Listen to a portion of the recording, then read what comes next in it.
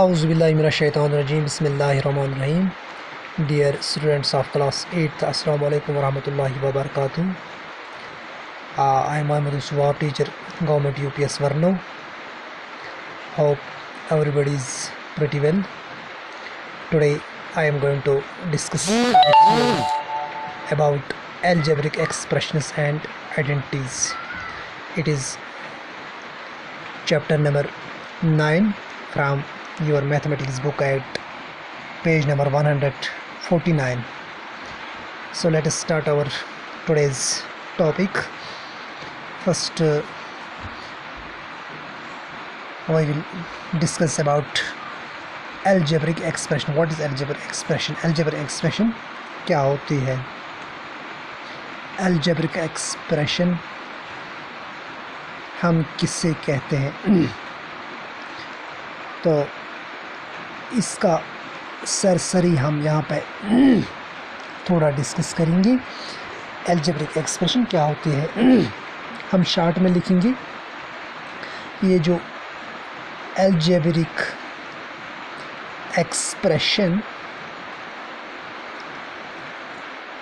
algebraic expressions or the combination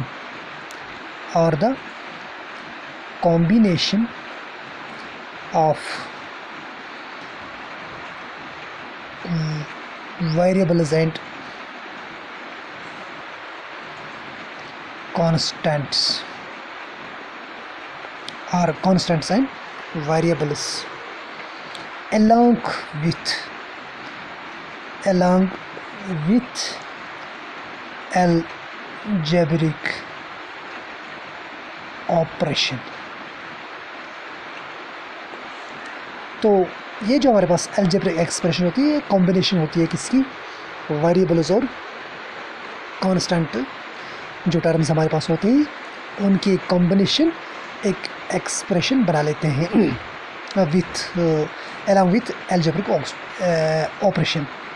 तो इसको हम थोड़ा सा मिसाल से समझने की कोशिश करेंगे। से फॉर एग्जांपल हमारे पास x + y 2x² + 3 और 4xy + 5, तो ये सारे जो है अलजेब्रिक एक्सप्रेशंस कहलाते हैं। तो अगर इसमें हम इक्वल साइन डालेंगे तो राइट साइड में कोई और नंबर लिखेंगे तो ये इक्वेशन बनेगी, तो ये फिर एक्सप्रेशन नहीं रहती है। तो ये था सरसरी जो है इंट्रोडक्शन इस अलजेब्रिक एक्सप्रेशन का। तो उसमें इसी अलजेब्रिक एक्सप्रेशन में एक पॉइंट यहाँ पे कांस्टेंट आता है और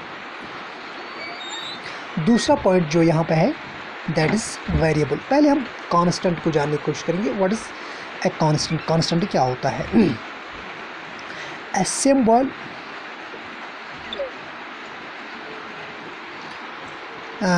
symbol having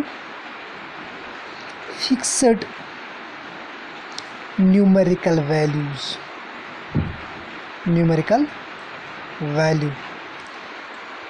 is known as constant. यानी वो सिंबल जिसका एक फिक्स्ड वैल्यू हो, जो चेंज ना हो, उसको हम कांस्टेंट कहते हैं। तो साथ साथ में ये लिखना भी ज़रूरी है, कांस्टेंट नेवर बी चेंज्ड। ये कांस्टेंट जो होता है ये फिक्स्ड रहता है, ये नेवर, ये कभी चेंज नहीं होता है। तो दूसरा पॉइंट इसमें जो है दैट इज़ वेरिएबल। वेरिएबल को हम इसी तरह लिख सकते हैं a symbol having no fixed numerical value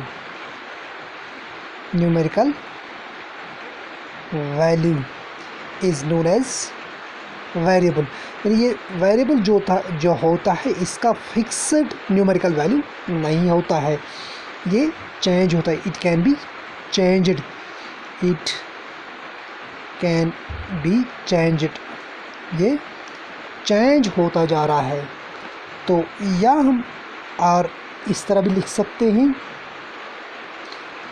a symbol which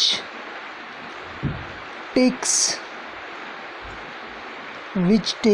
various or different, हम लिख सकते हैं which takes various or different numerical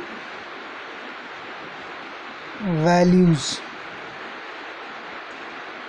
is known as variable. इसी वेरिएबल और ये जो हमारे पास कांस्टेंट है, इसको अब ज़रा हम यहाँ पे एक स्क्वायर शेप्ड फिगर जो है इससे समझने की कोशिश करेंगे। आया ये कांस्टेंट क्या होता है और वेरिएबल क्या होता है। से फॉर एग्ज़ाम्पल हमारे पास एक स्क्वायर है, इसके जो साइड्स है, डायमेंशंस है, वो क्या है,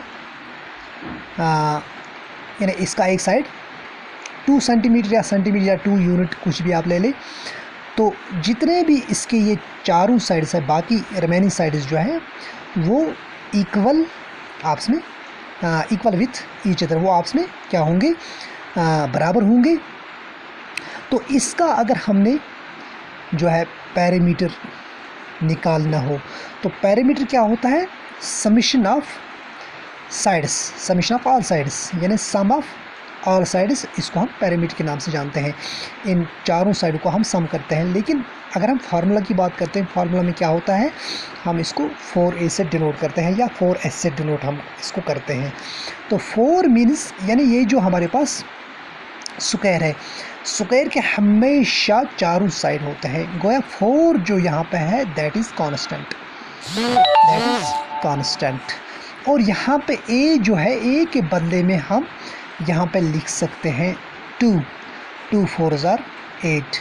तो इसका पैरामीटर जो है दैट इज़ 8 सेंटीमीटर। और साथ साथ इसको और एक फिगर से समझने की कोशिश करेंगे ताकि कांस्टेंट और वेरिएबल का कंसेप्ट जो है ये आपको क्लियर हो जाएगा। से फॉर एग्ज़ाम्पल अब हमारे पास इसके साइड्स यहाँ 2 थे, अब यहाँ पे 4 है, यानी 4 जो है 4 सेंटीमीटर इसकी लेंथ जो है, साइड्स की लेंथ जो है वो 4 सेंटीमीटर है। तो यहाँ पे अगर हमने पैरामीटर इसका निकालना हो तो हम क्या लिखते हैं, यानी 4 जो है, 4 मीन्स इसके जो साइड्स हैं, 4 साइड्स, यानी एक स्क्वायर के सिर्फ 4 ही साइड्स होते हैं। तो यहाँ पे भी 4 साइड थे, यहाँ पे भी 4 साइड्स हैं, means 4 into A R into S. तो 4 साइड्स, यहाँ पे भी 4 साइड्स और यहाँ पे भी 4 साइड्स थे। अब ए जो है यहाँ पे 2 था, यहाँ पे क्या है 4 इंटू यहाँ पे ए जो है, यहाँ पे भी 4, यहाँ पे ए 4, यहाँ पे ए क्या था 2 था। तो ये ए जो है दैट इज़ वेरिएबल, ये अब चेंज होता जा रहा है। यहाँ पे 2 सेंटीमीटर था और यहाँ पे 4 सेंटीमीटर है, मीन्स 4 4s are 16 सेंटीमीटर। यानी इसका पैरामीटर जो है यहाँ पे 16 सेंटीमीटर और यहाँ पे 8 सेंटीमीटर। और ये जो साइड की लेंथ जो इसकी है वो यहाँ पे 2 सेंटीमीटर था, मीन्स उसके बदले में हमने ए लिखा था। ए क्या डिनोट करता है, वेरिएबल। और यहाँ पे ये 4 जो है ये हमेशा, यहाँ पे भी 4 साइड्स थे, यहाँ पे भी 4 ही साइड्स इसके हैं। तो ये 4 जो है दैट इज़ कांस्टेंट। यानी जितना भी इसको आप बढ़ाओगे, यानी जितनी भी इसके साइड्स बढ़ेंगे, तो ये जो साइड्स है, साइड्स इसके 4 ही होंगे, चाहे कितने भी इसको आप बढ़ाओगे। अब वेरिएशन किस में आ जाएगी, वेरिएशन इसके डायमेंशंस में आएगी, वेरिएशन इसके लेंथ्स में आ जाएंगे। यहाँ पर 2 सेंटीमीटर था, यहाँ पर 4 सेंटीमीटर। और ये साइड जो है इसका, ये साइड की लेंथ जो है वो हम डिनोट करते हैं किससे, वेरिएबल से। तो ये चेंज होता जाएगा। तो दूसरी एक मिसाल हमारे पास है जिससे और ज़्यादा ये समझ में आ जाएगा। ये जो हमारे पास वेरिएबल और कांस्टेंट का कंसेप्ट जो है वो हम एक एज, जब हम एक किसी कोई किसी क्लासरूम में या कोई दो लड़के हमारे पास होते हैं तो उनका जो एज डिफरेंस होता है तो वो जो डिफरेंस वहाँ पे है दैट इज़ कांस्टेंट से फॉर एग्ज़ाम्पल हम लिख सकते हैं कि I am 10 years older than you. I am 10 years older than you. ये एक हमारे पास एक एग्जाम्पल है. I am 10 years older than you. Now you जो है you कोई भी बंदा हो सकता है. से फॉर एग्ज़ाम्पल बशीर, तो आई भी कोई बंदा हो सकता है. आई से फॉर एग्ज़ाम्पल मैं हूँ, मेरा नाम कुछ और है. Bashir is 10 years older than Rashid. तो हम इस तरह भी इसको लिख सकते हैं. But Bashir present age is 12 years. Bashir की जो प्रेजेंट एज है वो 12 years है. अब हमने रशीद जो है इसकी एज हमने फाइंड आउट करनी है. तो रशीद की एज हम कैसे फाइंड आउट करेंगे? Rashid is 10 year older than the Bashir.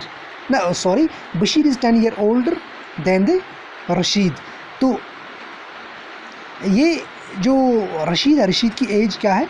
12 years. अब बशीर की एज इसी प्रेजेंट में अभी ना एक साल ज़्यादा हुआ है ना एक साल कम हुआ है. तो इस प्रेजेंट में इस बशीर की एज क्या होगी? 12 + 10 मीन्स 22 years. यानी ये जो रशीद है, ये जो बशीर है, इसकी एज इसी प्रेजेंट में 12 years होगी. अब इसको 2 साल के बाद आफ्टर 2 years और आफ्टर 5 years और आफ्टर 6 years, अगर आप आफ्टर 2 years लिखेंगे तो आफ्टर 2 years 12 + 2 मीन्स 14 years. अब after 2 years the age of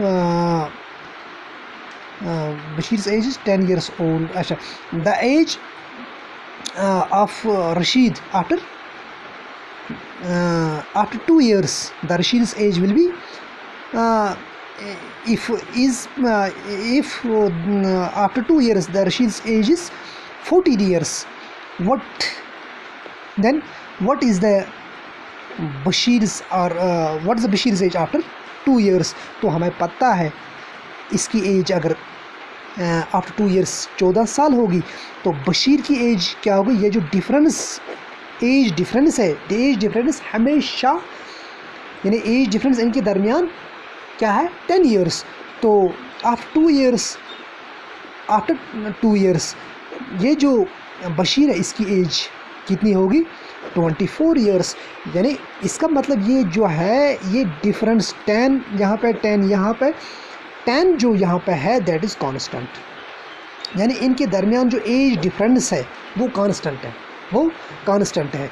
अब पहले एक साल में रशीद की एज 12 years थी. अब 2 साल के बाद इसकी एज 14 years होगी. तो इसी के हिसाब से ये एज जो है इसकी एज पहले 12 years, 2 साल के बाद इसकी एज 14 years, 10 साल के बाद इसकी एज 24 years. ये तो चेंज होता जाएगा लेकिन एज डिफरेंस जो इनमें है वो कांस्टेंट है.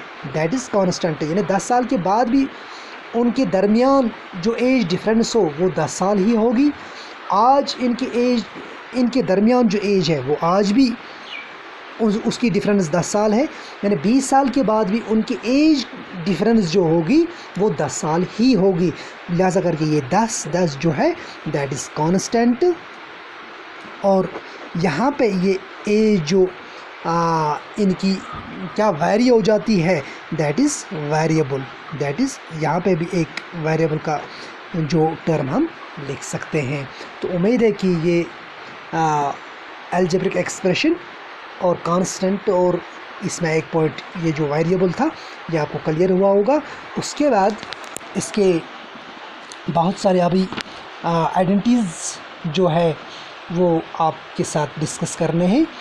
तो फ़िलहाल हम इसी पे बस करते हैं, क्योंकि हमारा जो लेसन था या हमारा जो वीडियो है आपके लिए हम जो तैयार करते हैं, ये वीडियो ये फिर इसको डाउनलोड होने में काफ़ी ज़्यादा समय लगता है, फिर ये वक्त खा जाता है, बहुत वक्त लेता है।